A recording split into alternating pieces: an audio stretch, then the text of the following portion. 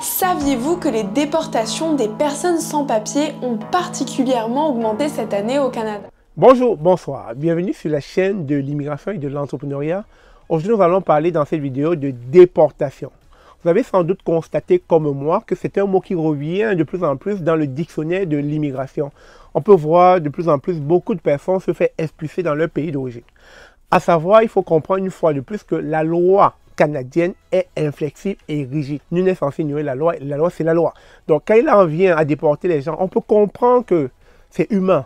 On a tous des sentiments, on se sent vulnérable, on se sent dans l'empathie de l'autre. Ce qui peut donc générer des arguments biaisés, des arguments dénués de toute rationalité. Et on peut le comprendre, je le dis une fois de plus, nous sommes humains. Étant donné que nous sommes humains, voir son semblable, son alter ego, quelqu'un qui nous ressemble, se fait déporter ou bien se faire renvoyer dans son pays d'origine, sachant qu'il encourt des risques pour sa vie, ça peut être triste. Et donc, nous allons revenir à la promesse que le Premier ministre du Canada, Justin Trudeau, a faite le 16 décembre 2021, qu'il allait régulariser tous les sans-papiers du Canada, tous les réfugiés, etc. Les critères exacts ne sont pas encore définis, mais le programme toucherait les sans-papiers, donc des travailleurs avec des permis ou des visas expirés, ou encore des réfugiés dont la demande a été refusée et qui ne peuvent pas retourner dans leur pays d'origine en raison d'un moratoire comme celui décrété pour les Haïtiens et les Afghans. Ce n'est pas la première fois qu'Ottawa se prépare à lancer un tel programme de régularisation, mais jamais de cette ampleur. Le nouveau gouvernement du Québec ne s'est pas encore prononcé sur la question. Malheureusement, cette promesse n'a pas été faite. Et loin de là, il y a beaucoup de personnes qui se sont fait déporter, qui se sont fait expulser du Canada parce qu'ils croyaient en cette promesse-là. Mais néanmoins, dans cette vidéo, mon but n'est pas de revenir sur la promesse de Justin Trudeau. Mon but est de vous faire comprendre que tout le monde n'y échappe pas. Que vous soyez français, indien, palestinien, camerounais, ivoirien, chinois, italien, algérien, guadeloupéen, martiniquais, etc. Personne n'y échappe. Quand il en vient de vous faire déporter, le Canada ne badine pas. Et donc, j'ai avec moi trois exemples. On va comprendre qu'est-ce qui s'est passé dans leur cas pour qu'ils se fassent déporter. Il s'agit ici d'un couple français. Ensuite, nous allons parler d'une famille palestinienne. Et pour finir, nous allons parler de cet Indien qui vivait à Montréal depuis 5 ans, mais qui s'est fait déporter dans son pays d'origine et qui nous dit comment il vit cela en ce moment en Inde. Comment est-ce qu'il a peur pour sa vie depuis sa déportation. Alors, sur cette photo, vous pouvez voir un couple français qui sont arrivés ici en 2018 avec leurs 2 enfants et qui vivaient dans la région de Saint-Raymond. Ils ont même ouvert un dépanneur où ils exerçaient depuis plusieurs années. Et pas plus tard qu'en 2022, ils ont fait une demande d'asile qui leur a été refusée. Et au plus tard, le 15 août 2023, on leur demandait de quitter le Canada. Nous allons revenir sur les archives de cette déportation. Dans un contexte où on manque de main-d'œuvre, où on manque d'immigration francophone au Québec, il y a une famille qui vient de la France à Saint-Raymond qui devra être expulsée de manière éminente. Qu'est-ce qui s'est passé? Ce sont les copropriétaires du dépanneur Grande Ligne à Saint-Raymond. C'est un couple qui est arrivé avec 2 jeunes enfants il y a 5 ans dans la région. On était arrivé sur, pour la femme, un permis de travail, pour l'homme, un permis d'études. Par la suite, on a voulu renouveler ces permis. On n'a pas eu de retour rapidement de la part d'Immigration Canada. On a essayé de faire des suivis. On a dit que du côté d'Immigration Canada de ne pas s'inquiéter. Mais ce qui est arrivé, c'est que finalement, on a reçu une notice de l'Agence des services frontaliers du Canada qui dit qu'on va devoir renvoyer ces gens-là. On a essayé de faire appel, mais ça ne fonctionne pas pour l'instant. Donc, ces gens-là devront quitter et c'est vraiment pas facile pour eux. On les écoute. Je demande de sortir, déjà d'avoir un délai pour cette mesure de renvoi, parce que clairement, on ne peut pas effacer 5 ans de notre vie en un mois, puis on ne peut pas tout vendre, tout arrêter en un mois. Puis notre vie, elle est ici, comme les enfants, toute leur vie ici, quoi. C'est ça que... Nos enfants, ils connaissent même pas la France, ils s'en rappellent pas, là. C'est surtout de se faire dire que personne ne peut rien faire, c'est pas vrai. Il y a forcément quelqu'un au gouvernement qui peut faire quelque chose. Je dois préciser ici qu'évidemment, du côté d'Immigration Canada ou du ministère de l'Immigration, on ne peut pas vraiment commenter des dossiers particuliers. Même chose pour l'Agence des services frontaliers. Donc, on a seulement la version de la famille, mais vous pouvez comprendre qu'en raison du contexte, ça fait énormément réagir ici. Tu dois quitter le pays 5 ans plus tard. Quand tu travailles, quand tu as un commerce, quand tes enfants sont impliqués et toi aussi, quand tu fais du bénévolat.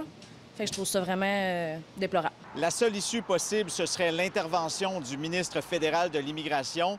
Mais évidemment, vous comprenez que c'est sensible parce qu'à un certain point, il faut que certaines lois soient respectées et ce serait mal vu un peu de l'ingérence politique dans certains dossiers. Ça s'est déjà vu parfois, mais quand même ici, c'est complexe. On verra ce que ça donne dans les prochains jours. Alors, sur cette photo, nous sommes face à deux autres personnes qui ont été déportées durant l'année 2023. Rajan Gupta est un Indien qui a été déporté en Inde.